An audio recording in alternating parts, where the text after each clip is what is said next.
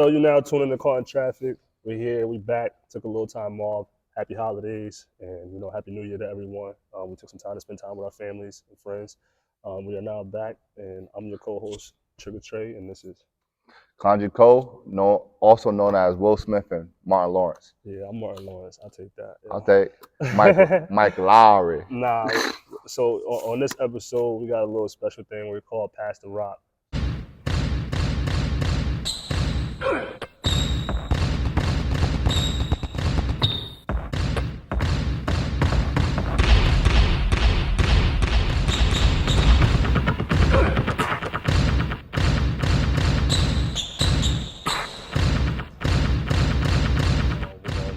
A little bit about where we at now and how did we end up where we at. How we end up here, yo? So we're gonna start with Trigger Trey. I'll pass the rock. Yo, like, how the fuck you in Maine, yo? Yo, it's crazy. Like how I ended up in Maine. I want to first off let me shout out to first my mentor Brian Heron. He helped me as an early days where I was just a troubled kid. You know what I mean? And he helped, give me that route to success. I was troubled. He was my mentor. You know what I mean? Like he saw me and a couple of my friends growing up when we were getting into a lot of trouble. He took us under his wing and he put the ball in our hands. You know what I mean? Like and he kept us out of trouble. He rewarded us with shoes and stuff like that. So I never forget that. So I just want to shout out to him early on. How I ended up in Maine is a crazy story. Shout out again to Davey McMillan. You know what I mean? Like I know when he see this, he gonna laugh at this, but he really saved my life. I had nowhere to go. 1 week left, in school for college, and I was already getting in trouble. I was getting arrested, just doing dumb stuff. And you look like a troublemaker. Yeah, he shouted it out. Hit up Gus O'Philly, another shout out. David was planning on going to Hudson, and he decided to throw the alley oop for me, put me on to Gus, and Gus put in the word to get me to come into Hudson. You know what I mean? So that's when I ended up in Maine and ended up playing basketball. Obviously, through the years, some success, but also some downfalls. Time out. He talking about some success. This motherfucker had 3 championships, honorable All-American, MVP, Player of the Year. Yo, but don't be modest, yo. Be real.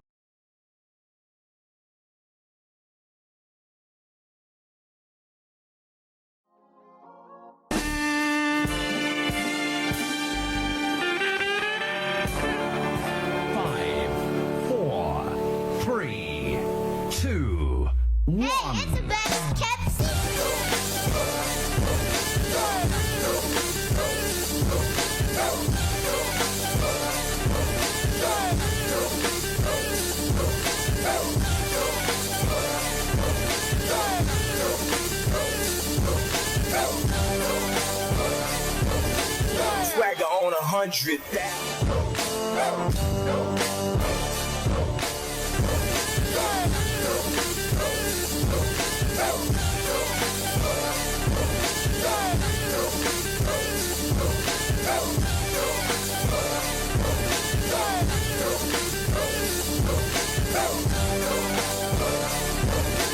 Swagger on 100,000 trillion.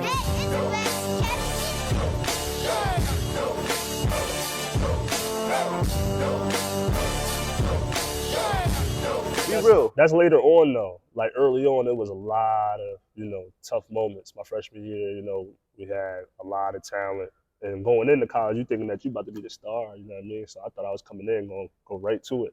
You know what I mean? Ended up just sitting the bench my whole freshman year, half my sophomore year. And then the injury happened. And that's when all the success came. You know all right, I mean? But that makes sense. It was tough. Like I never thought I'd still be in Maine. Never thought I'd be coming to Maine. So you're still in Maine, yo. Obviously, you graduated a couple of years ago, like 3, 4, 5 years ago. Like, why are you still in Maine?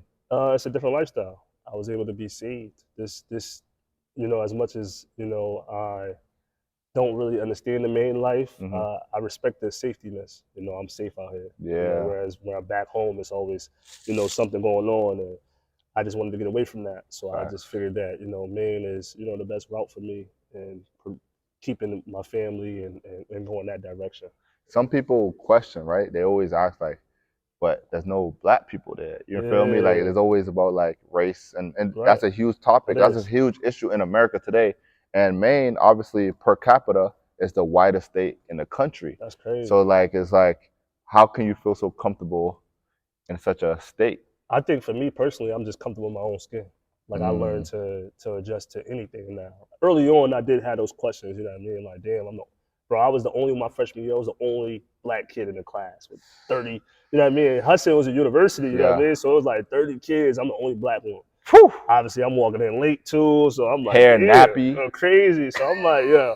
I don't bro, know. I see you now. I already know how you I was work like, your what is freshman this? year. You feel me? Like there was some tough times, you know what I mean? But I just think now it's like once you get to a stable place where you're just comfortable in your own skin, Facts. you don't let none of that shit, knock you down. You know what I mean? But I also, like I said, like I'm human, so I always had those thoughts. You know what I mean? Like, damn, what am I doing out here? Yeah. I had some deep depressions, at that time, especially in school. No family, I ain't had no, you know what I mean? Like my brothers my teammates, but Yeah.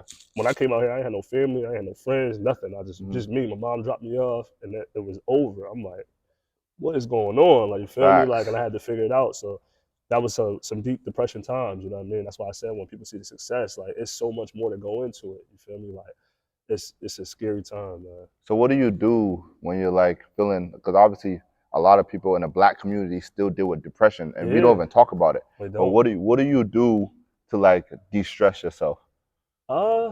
Honestly, I think the power is the voice. Like I'm a big talker. I like to talk to people, and that kind of helps save me because it's somebody going through the same thing I'm going through. Right. So if I don't use my voice on my depression, I'm not saving someone. It's kind of a weird way to thinking, but like every time I had those deep thoughts where I'm going through something, I have to speak to somebody. Facts. And every time I speak to somebody, I connect with them on some level where they have experienced the same thing. And then it turns into laughs and cheers, and we just like, damn, I never realized we was going through the same thing. Yeah. You know what I'm saying? So a lot of times people like to stay in that box when they're going through deep in depression. You know what I mean? And it's important for us to open up and build with others because you can save somebody's life. You know what I mean? Especially with the suicide rate at an all-time high now and all the stuff that's going on in this world, we gotta make sure that we connecting with people. Facts. You know what I mean? So I think that's one of the. So is that what you would tell somebody who's dealing with depression? Absolutely. If they came up to you like, yo, how can I get out of this funk? I would tell them use your voice. Yeah. You know what I mean? Speak, tell someone, talk to someone. You know what I mean? Because when you feel alone, that box, it gets so closed and it gets so close to just being alone. I always look at it like just, being buried alive.